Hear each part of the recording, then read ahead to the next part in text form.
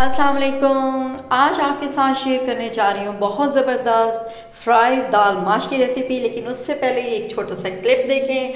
आज मैं जब बाहर गई तो मुझे इस्लामाबाद का वेदर बहुत ज़बरदस्त था, तो ये मैंने छोटा सा क्लिप रिकॉर्ड कर लिया और मैंने सोचा ये मैं आपके साथ शेयर करूँगी।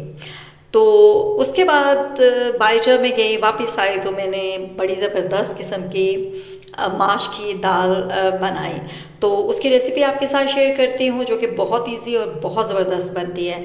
अच्छा, सबसे पहले ये मैंने 2 से आप 3 घंटे के लिए इसको गर्म पानी में भिगो के रख दें। मैंने हाफ़ केजी दाल ली थी और उसको मैंने 2 घंटे के लिए भिगो कर गर्म पानी में रख दिया था। आप अगर ओवरनाइट भिगोना चाहते हैं, आप ज़्यादा टाइम के लिए भिगोना चाहते हैं तो आप वो भी कर सकते हैं। अच्छा, इसके बाद इसको दाल को मैंने तकरीबन 1 लीटर पानी लिया है और उसमें डालकर उबलने के लिए रख दिया है ताकि ये थोड़ी सी हम इसको हाफ डन कर लें और उसके बाद फिर हम इसको अपना जो ग्रेवी अलग से तैयार करते हैं उसमें इसको डाल के अच्छे से भून लेते हैं। अच्छा, यहाँ मैंने ले लिया है 1 कप ऑयल, क्योंकि दाल जो है हाफ केजी है और दाल में थोड़ा ऑयल जो है ना वो ज़्यादा जाता है। आप चाहें तो घी में भी बना सकते हैं, मैं यहाँ इसको ऑयल में बना रही हूँ। उसके साथ मैंने ये मेरे पास यहाँ ना पेस्ट है, टमाटर का पेस्ट है, प्याज का पेस्ट है।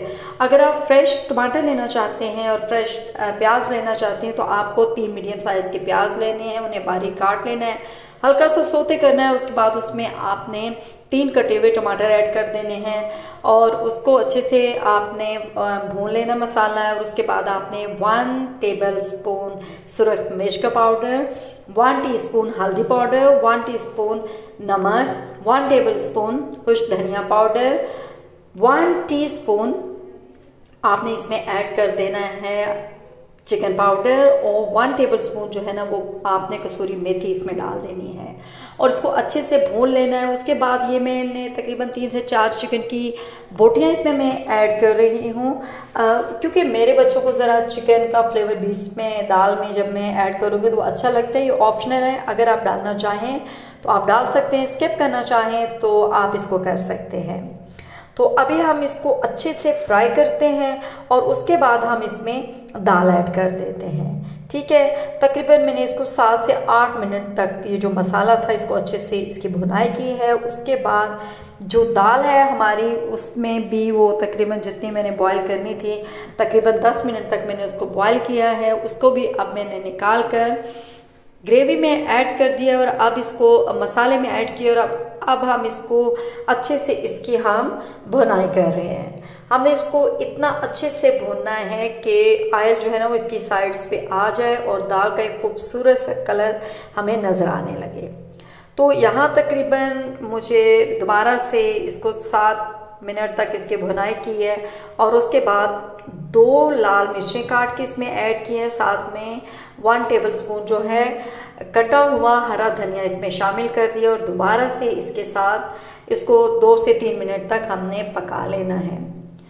अच्छा, उसके बाद इसमें दोबारा से 2 से 3 गिलास आप पानी डाल दीजिए। अभी दाल जो है ये दाल ज़रा सख्त होती है और इसको थोड़ा अगर आप इसको बहुत सख्त बना लेंगे, इसको गलाएंगे नहीं तो वो अच्छा उसका फ्लेवर नहीं आएगा। तो यहाँ मैंने इसमें 2 गिलास ऐड किए हैं और इसको ढक कर रख देना है।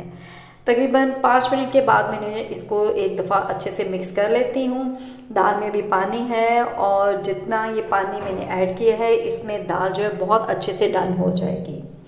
अच्छा जी, अब यहाँ ये टोटल मेरे पास यहाँ 11 मिनट हो चुके हैं और अभी मैंने इसका जो ढक्कन है वो उतार दिया है और अब मैं इसकी बहुत अच्छे से भुनाई कर रही हूँ और इसका तकरीबन तमाम पानी मैंने ड्राई कर देना है।